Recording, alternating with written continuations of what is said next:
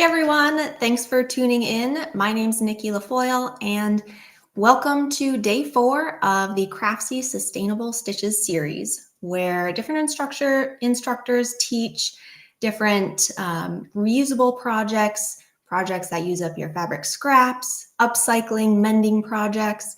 So be sure you check out the previous videos in the series, and tomorrow on the last day of the series, Katrina Walker is going to be teaching you how to make a tea cozy that looks like a kimono top. So that's super cute. Make sure you tune in for that.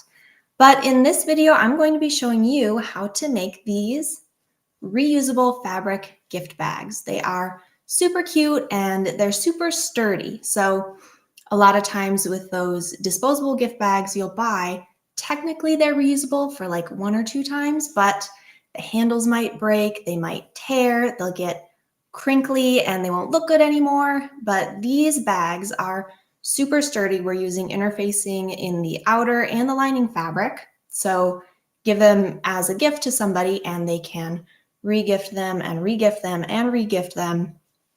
Or honestly, they might just like to keep them for something in their house because they are super cute and super handy. So it really is like giving 2 gifts in one. There is a PDF for you to download for this project. There'll be a link underneath this video. So if you haven't grabbed that PDF, make sure you do that. And you'll have that for reference. It's got the supplies list and the full instructions for this project, dimensions for all the fabric pieces and everything like that. But I am going to be going through all of the instructions here in this video. And if you are watching live, you can, if you have any questions, type those into the comment section and I'll see those and get any questions answered for you. Or if you just want to say hi, let me know where you're watching from. Let me know what fabrics you will use to create your gift bags. I would love to hear from you. So make sure you download that PDF and let's take a look at some of the features of this bag because there are a couple of cool features that I want to bring to your attention. So here at the corner, we have, it's not a typical boxed corner. So in a boxed corner, the seam will go all the way down to the bottom. But here we have this cool like triangle feature here, which just makes it a little bit different. And I'll show you, of course, how we achieve that. And the other neat thing is at our handles. So for the handles, of course, you could use grosgrain ribbon, twill tape, webbing, something like that. But I really like using fabric for the handles. It creates a nice look and it also gives you the opportunity to do some top stitching. So I have some top stitching lines here. Top stitching is one of my favorite ways to add detail to a project. And in this one, you might be able to notice I use the Sulky Blendables thread. So you can see here, we've got some red, we've got some green, and we've got some white. So it's a variegated thread. So you get a subtle effect there, just something that makes it a little bit different. And it looks really nice on a fabric that is a little bit more solid. So I've got my dark blue and some green here, which is why I use, this is my lining fabric for the bag I'm making in this video.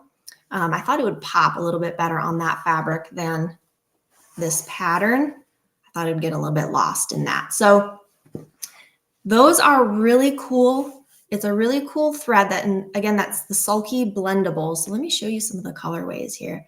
Okay, isn't that beautiful? So you can go on sulky.com and here's my Christmas one. So we've got green, red, and white in there. So go on sulky.com, check those out. And Sulky has sponsored the Sustainable Stitches series. So for the week of the series, they have 35% off all of their individual threads. It's just site-wide. You don't need a discount code or anything. The sale price is already on there. So definitely check those out. And I have used the 50 weight cotton thread for all of my construction seams as well. And they have a gajillion beautiful colors of those. So check those out. It's kind of like if your fabric stash is getting out of control, for me, thread is almost the same thing. They're just so beautiful. So definitely check those out. And we have some people saying good morning. Hi from Alabama. Hi, Susan. Illinois. Debbie in Illinois. Lindsay in Cincinnati.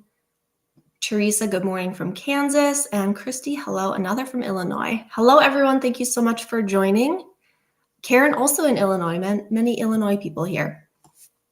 So let's dive into this tutorial here. So for the tutorial, I am creating this little size bag. So we have a 6x6 bag and our corner is 3 inches. So we have a 3-inch wide boxed corner here.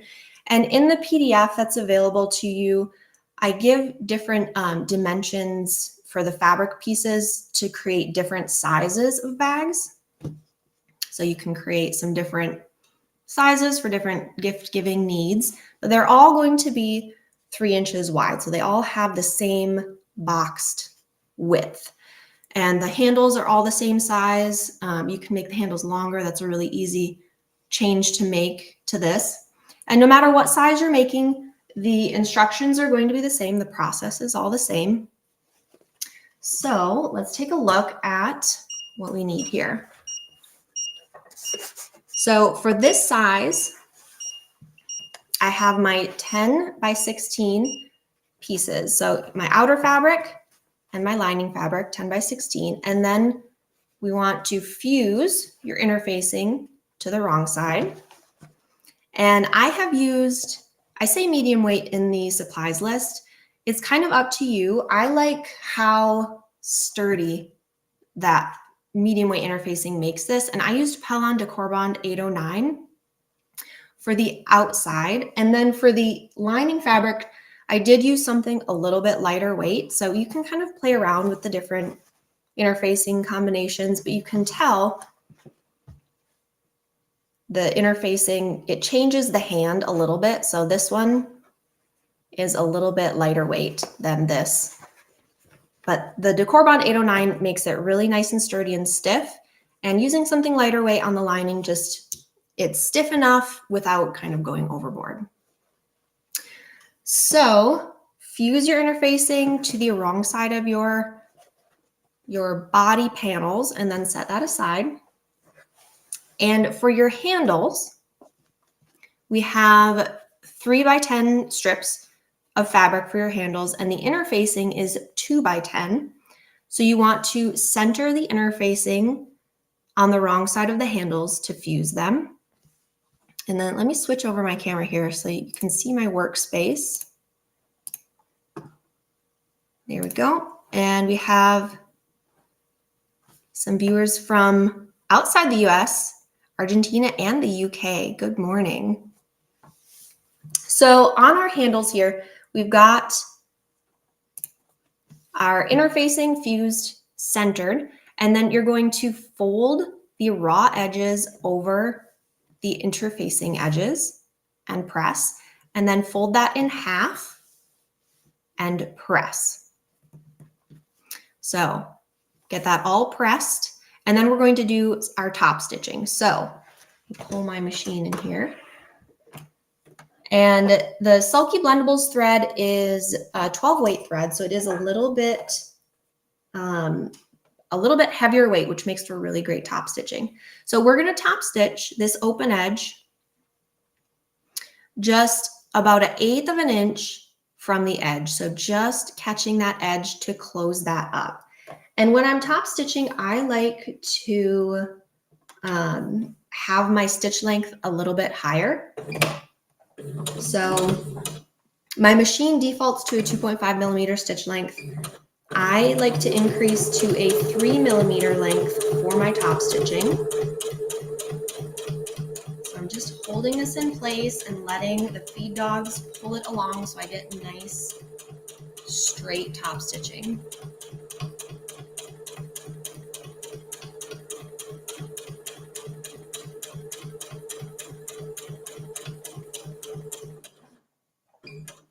And then we're going to flip it around and go on the other side, and we're going to do the same thing. So this is purely decorative now, just to give us some symmetry here. and to make sure we get some beautiful top stitching. We're doing the same thing on the other side, just about 1/8 of an inch.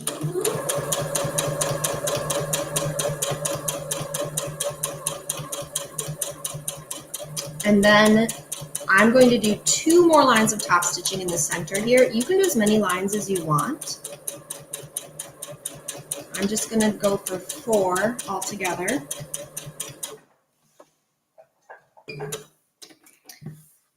All right, and then you want to, I'm going to just use the edge of my foot. I'm aligning the edge of my foot with the edge of the strap, and that's going to evenly distribute my lines of stitching along this strap. But you can kind of measure and mark if you want to, or you can just kind of eyeball it. You don't need to be perfectly equidistant. We got some Midwesterners here. Marsha from Michigan.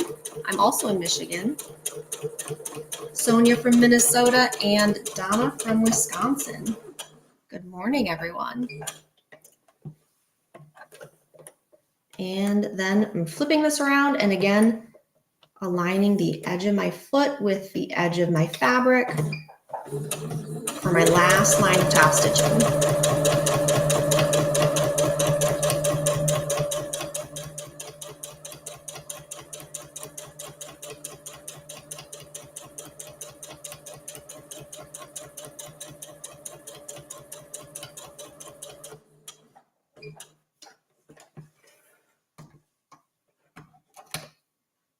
And there we go.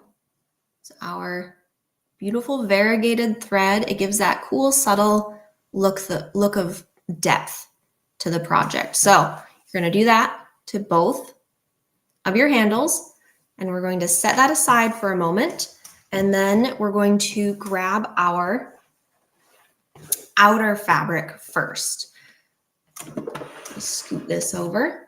So your outer fabric, we're going to start by folding this in half with wrong sides together, which feels weird, but there's a reason for it. So we're going to fold this, matching your raw edges.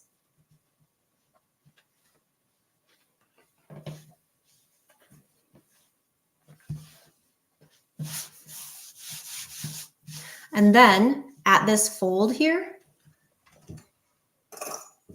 we're going to measure 1.5 inches from the fold. And I'm just going to pin, and I'm going to just pin through both layers at that raw edge. And then spin it around, do the same thing on this side, 1.5 inches, because we're doing a 3-inch boxed corner. So getting a 1.5 inch from the fold, that's going to give us our 3-inch at the corner, or for the width. And then we're going to fold our layer back at the pin. We're going to do that for both of the sides. And Christina, good morning from upstate New York. Good morning, Christina. Christina says, I don't even know how to thread my machine, but I'm hoping watching these videos will motivate me to try it. She says she's intimidated. Well, good on you for jumping in here. Once you figure out how to thread your machine, it really opens up so many possibilities. And there's tons of great tutorials on craftsy.com and on nationalsewingcircle.com as well. So check those out. So in our fold here, we've got our 1-inch fold in between. And then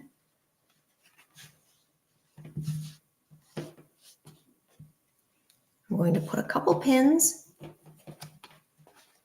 right here and on this side.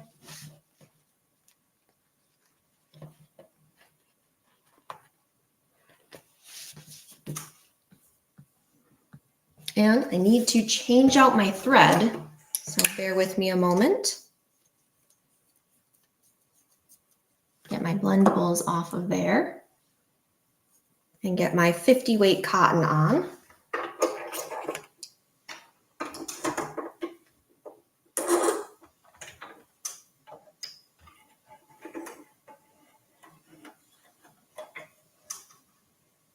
When you are first starting out sewing, Christina, it does seem intimidating. But if you find a good resource like Craftsy or National Sewing Circle, it can really make all the difference. So when we sew, we are going to stitch using a 3/8 inch seam allowance. So 3/8 of an inch from our edge.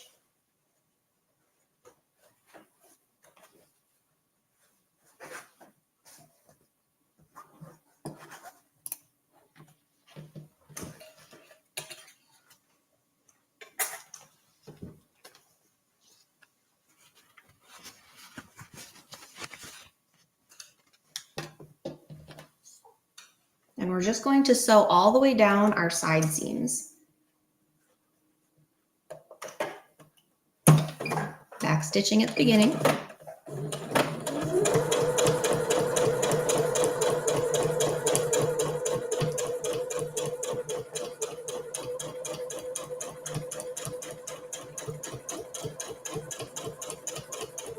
And back stitch at the end.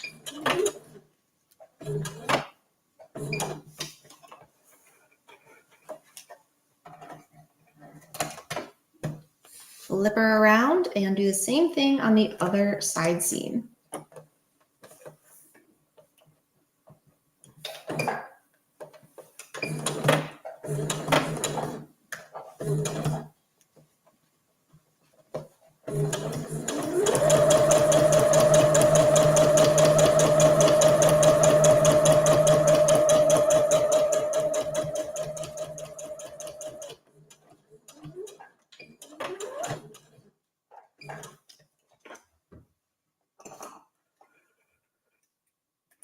All right, and I always like to press open my seam allowances before I move on to the next step.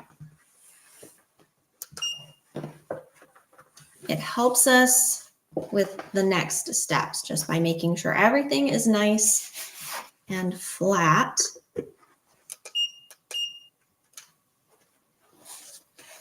So we're going to open this up.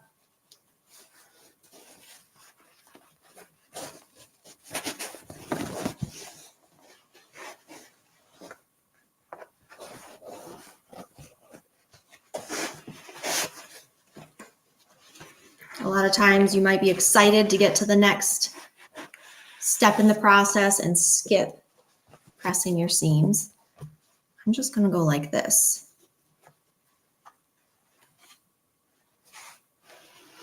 I'm going to leave that flat, but I'm going to open up each side of the seam allowance here.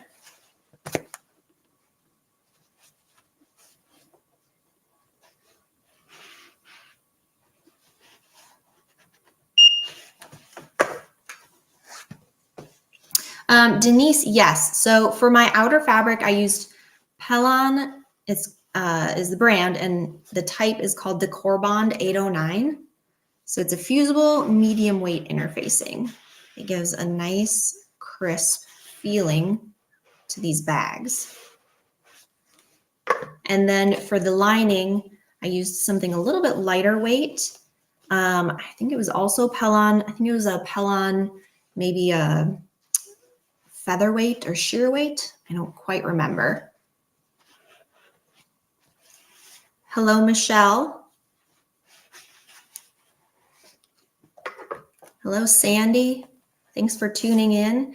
Okay, so once we get our seam allowances pressed open, we're going to fold this right side out so you get to see these corners and how these corners get created. It's pretty fun to turn this right side out. And then you get your little triangles.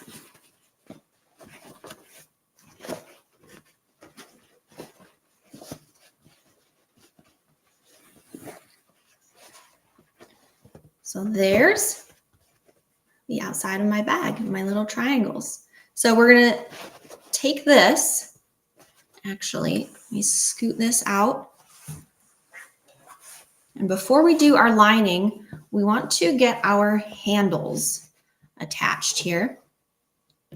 Judith, my iron, this is actually a Singer Memento mini press. So it is good for getting in little places. It's just a press. There's no steam to it, which is the only thing, but I do like how small that is.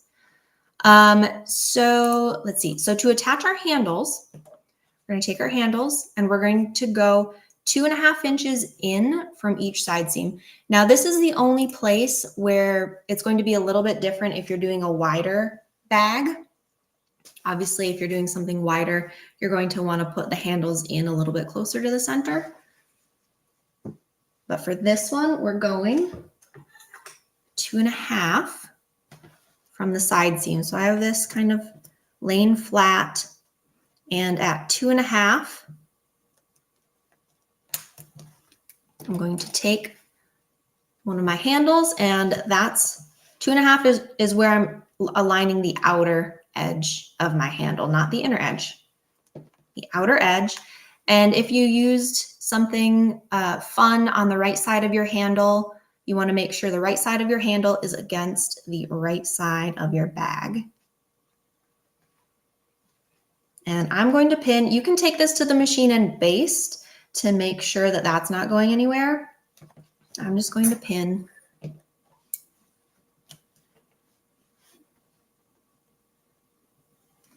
And 2.5 inches from the other side. We're going to spin that and get the other side of the handle pinned on. And then on the other side, you don't really need to measure. You can just kind of go off of where your handle is aligned on the other side and match that up.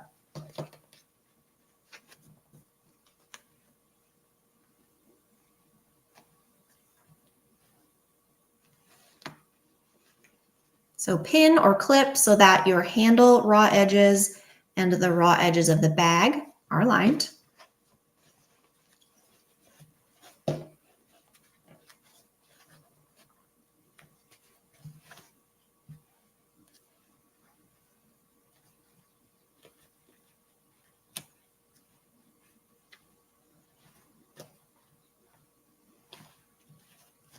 All right, so there. Got our handle on our bag, and we're going to set this aside real quick, and we're going to work on the lining. And Rosemary says, I imagine this can be easily sized up for a tote bag. Absolutely. As soon as you know, you might have to do a little bit of, experimenting with the different sizes. If you want the box to be wider here, you can play around with that, and keep in mind that if you're changing the size of the box, some of this, this width is getting taken away from the height of the piece of fabric that you cut. So it has to then get turned into the bottom. So yeah, absolutely play around with that. Play around with the sizes and use that, the little triangle box corner technique for other projects as well. So we're taking our lining fabric, we are folding it in half with right sides together this time. And we're going to stitch our side seams, and you want to finger press a little crease in the bottom. And then we're going to stitch one side seam all the way down using, again, our 3/8 inch seam allowance. And then on the other side, we're going to leave an opening. So you want your opening to be, I usually do like 3 or 4 inches, like the width of my hand. If you're making a larger size, you might want that opening to be a little bit larger. And I want my opening to be more toward the upper edge of the bag because I don't want my opening to be down here where the lower edge here is going to get turned into the boxed corner. So I want my opening to be a little bit more up toward the top.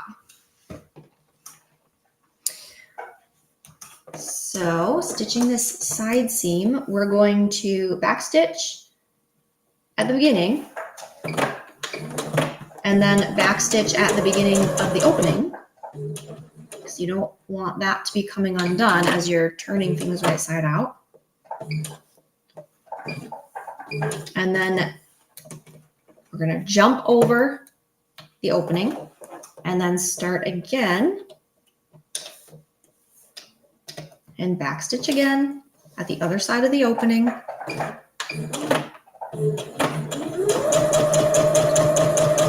And we're going all the way down.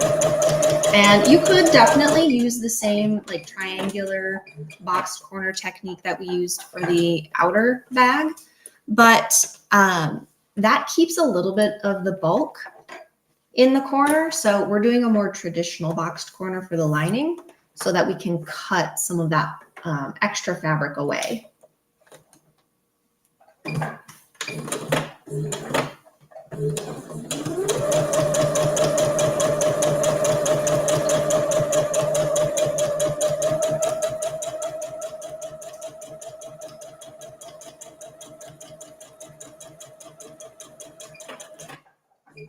All right.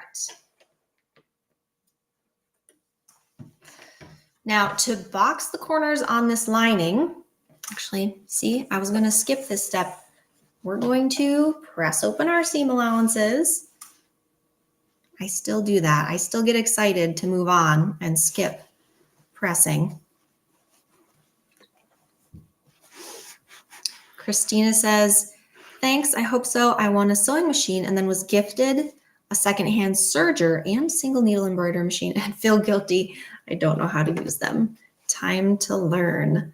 You know, I have also had a serger in my closet for many years, and I do technically know how to use it, but I just always use my sewing machine, and I actually feel guilty that that is sitting in my closet too.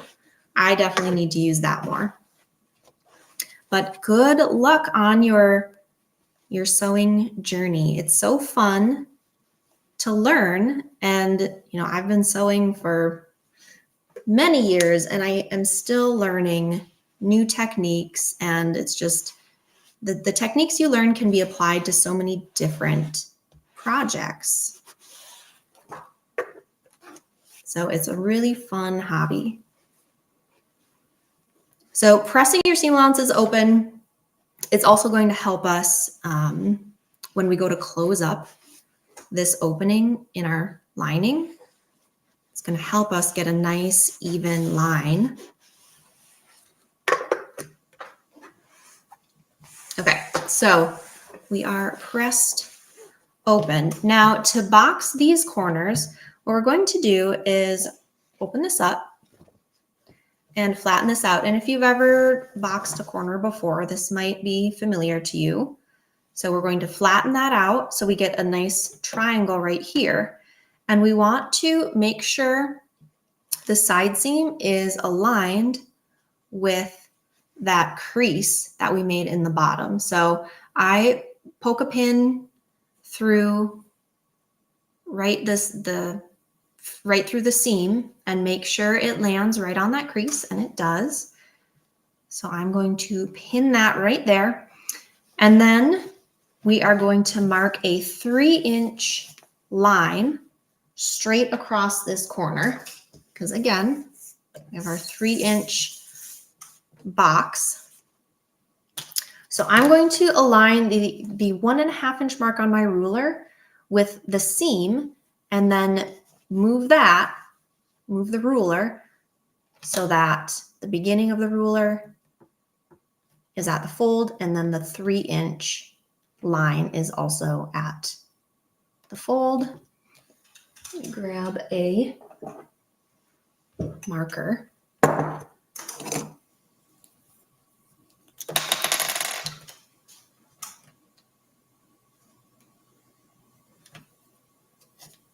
Mark myself a line, and then we're just going to stitch directly over this line.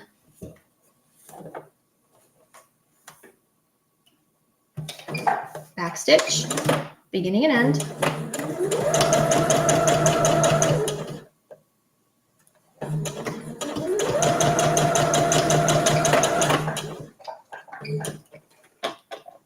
And then we can cut off this excess bulk, leaving about 3/8 or 1/2 inch from the seam.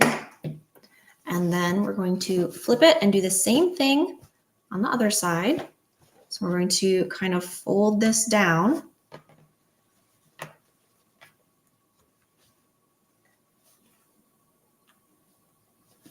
Check that we are even. There we go. Make sure that side seam aligns with that lower edge crease. We're going to go align my 1.5 inch with that center seam, or with that side seam. And then make sure your 3-inch mark is at the fold and the start of the ruler is at the fold. We get a 3-inch box on our corner, so it's going to fit perfectly in the outer bag.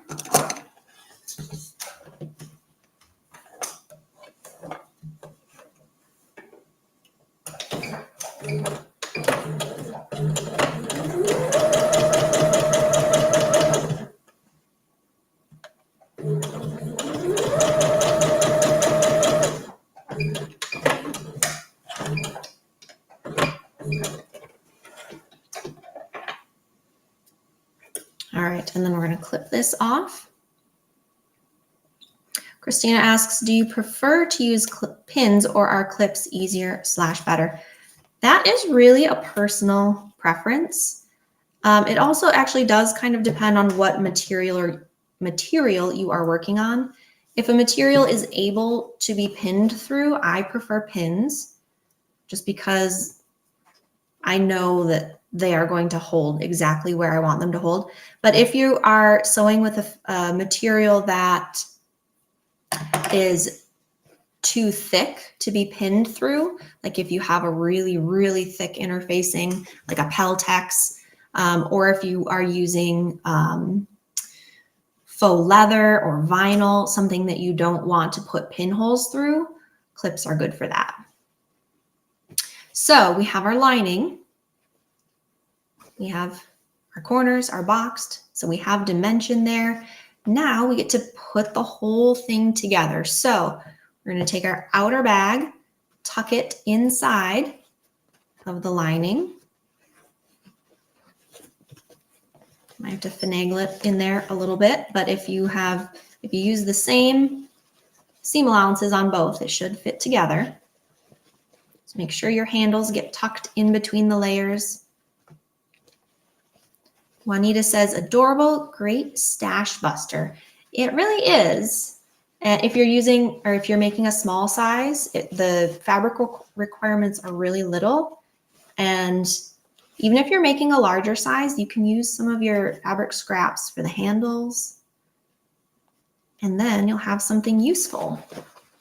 So we're tucking our lining and our bag right sides together. And we want to align the side seams at the side. So I'm going to put a pin in there, put a pin in on this side, and then just make sure the raw edges are aligned all the way around the upper edge.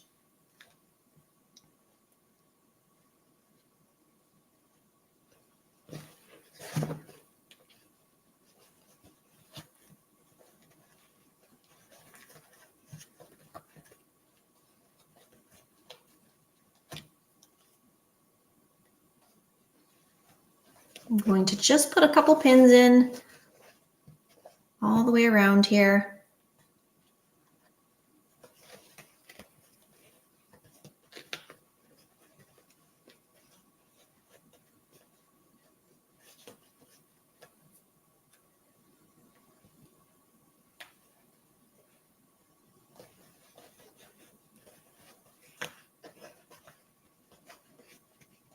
All right. And again, we're using a 3/8 inch seam allowance. And if you're making this small size bag, it might be easier for you to remove your machine bed.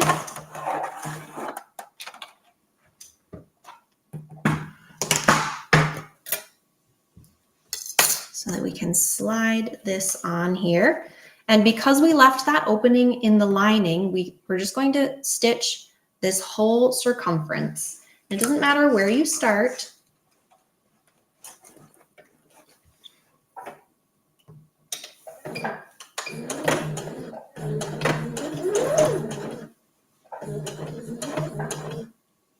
I'm just going to kind of go slow and make sure I spin this around.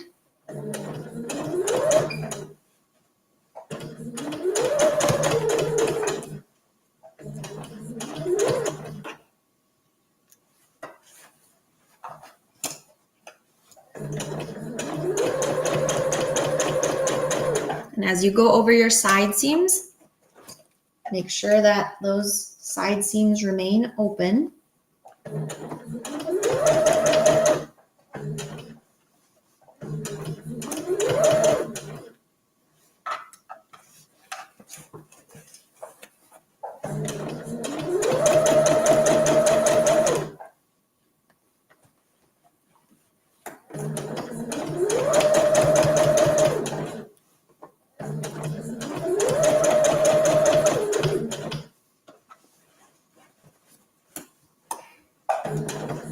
I love these projects because it's so fun to create different bags for different occasions. So you saw my one bag was Christmas themed, and the other little bags I've made are they're kind of Eastery colors. They'd be great for birthday gifts as well. I have a daughter, so we're typically giving birthday gifts to girls, which makes it really fun to be able to get fabrics for some really bright colored gift bags. Rosemary asks, will this tutorial be available for later view as recording somewhere? Yes, it will. You will be able to watch this video again as needed.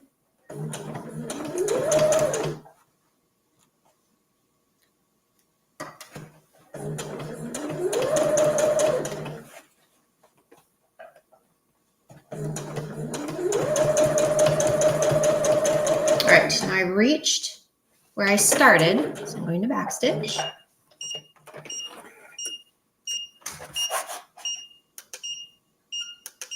My iron's turning off on me.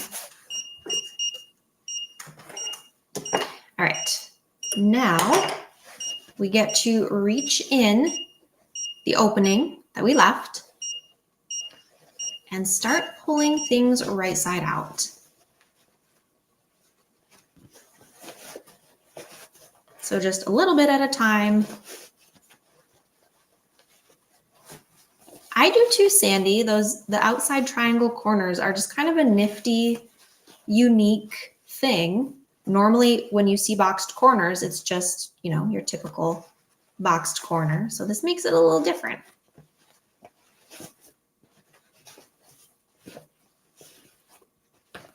So we're just pulling things right side out gently.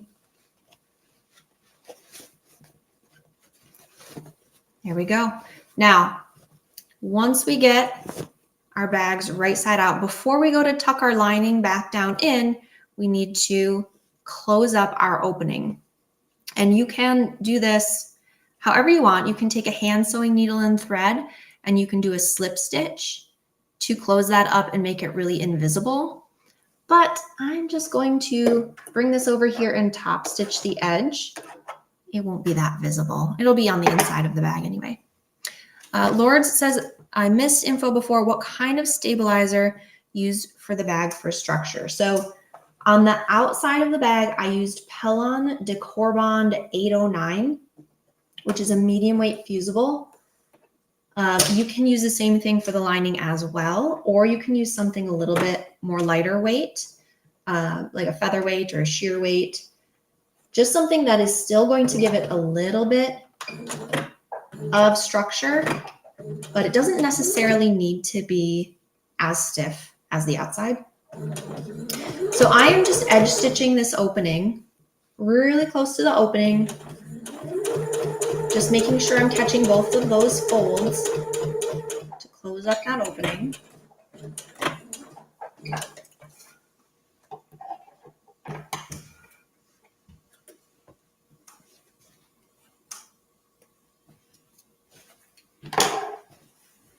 So we've got that stitched shut.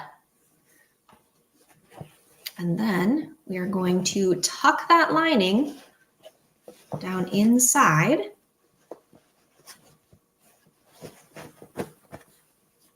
And you kind of nest the boxed corners of the lining down into the corners of the outer bag.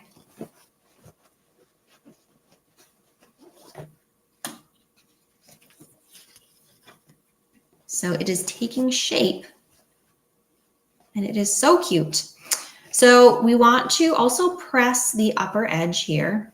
So you want at your upper edge, your lining and your outer fabric to be right at the edge there. And I'm going to give it a press to make it nice and crisp. And then we are going to be doing some top stitching around the outside. Karen says, I love the triangle corners. I've made many bags, never thought of making box corners this way. I also think this is a really good beginner project. Plan to share with my granddaughters. That is fantastic, Karen. And I agree. It is a cool beginner project. It's all straight lines. It's all, straight seams. It's, rectangles.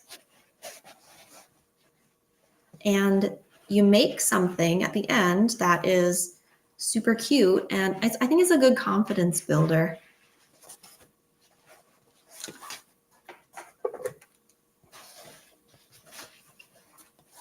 So to get your fabric to come right to the edge here, you can kind of roll it in your fingers to make sure you're not accidentally pressing any fabric down in between that seam.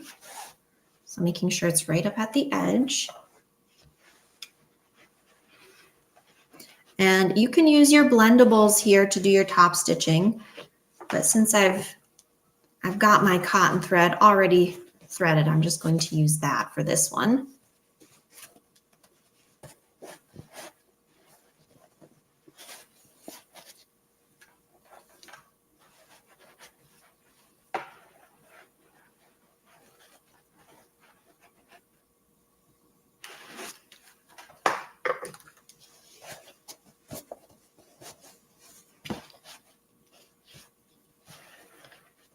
All right, I'm gonna press just a little bit more right here, and then we're gonna be good to go. So when we top stitch this upper edge, we're going to go, again, kind of like how we did on the handles, go right about 1/8 of an inch below that upper edge, and we're going to go all the way around. So I'm going to bump my stitch length up again. So bump it up to 3 millimeters, which is what I like for my top stitching. And I'm leaving my machine bed off so that I can just slide this up over the machine. And we're going to go just edge stitching, just about 1/8 of an inch. And I am not back stitching actually as I'm top stitching, because this is going to be such a visible line of stitching. Sometimes when you back stitch, it makes like a little lump of thread. So instead of back stitching, I'm going to pull my threads to the wrong side when I'm done and just tie them off manually.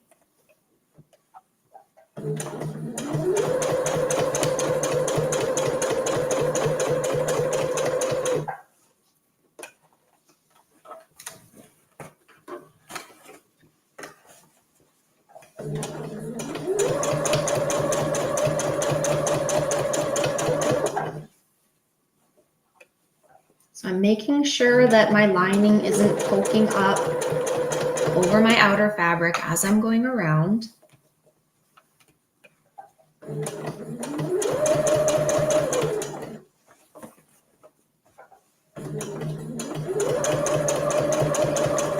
And go slow if you need to. There's nothing wrong with that. Lower your stitching speed if you need to get nice, even top stitching.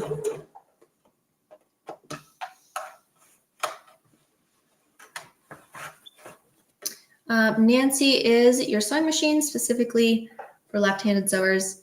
Just love the beautiful result. It is not. This is, I'm sewing on the FOF Passport 2.0, which I've been sewing on this machine for many, many years. And it is so sturdy, and it can handle absolutely anything that I want it to sew through. It's just a great little machine.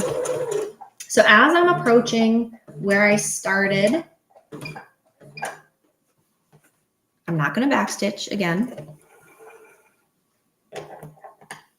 Going to pull my thread out. So I'm leaving myself some long thread tails since I'm going to be tying this thread off. And on the inside, so I'm going to take my bobbin thread and I'm just going to tug so that my my top thread comes through. So I'm using a pin to get that loop and just pull that thread to the wrong side or to the lining side. This is how I like to tie my threads off a lot of times.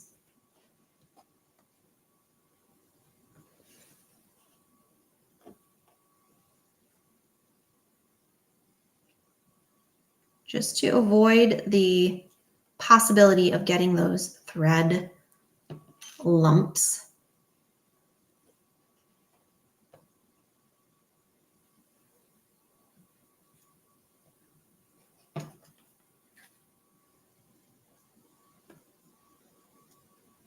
There we go. So we have all 4 thread strands on the lining side, and I'm just going to kind of tie them all off together.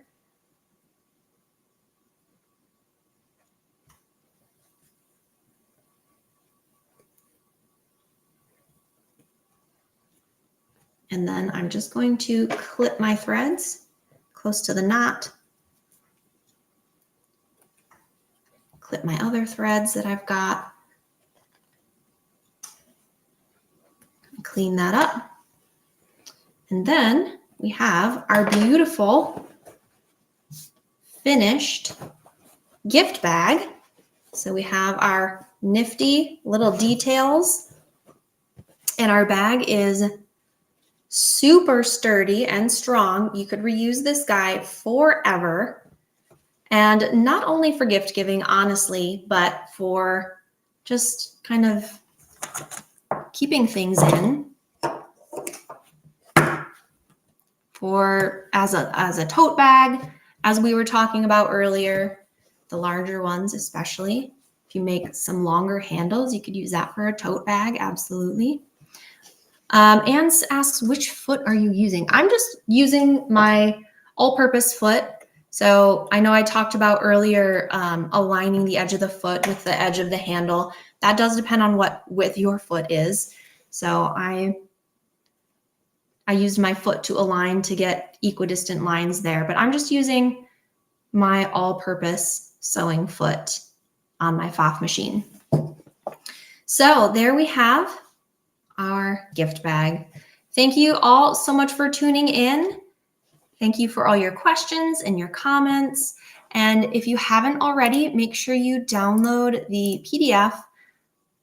There's that link just under the video that has the supplies list and the full instructions for our bags and dimensions for different sizes of bag. Sandy says less than an hour, definitely going to make this bag. Thank you very much. Thank you, Sandy, for tuning in. Yeah, it comes together really, really quickly. So you can buzz some of these up in different fabrics, and people love getting a gift in a handmade gift bag, fabric gift bag. It makes your gift that much more special. So make sure you check out Sulky.com as well for the Blendables thread and for all their beautiful threads, 35% off until tomorrow at midnight for the Craftsy Sustainable Stitches series. Again, thank you all so much for tuning in and watching. I hope you enjoy this project and you make yourself some of these beautiful gift bags. Thanks. Bye.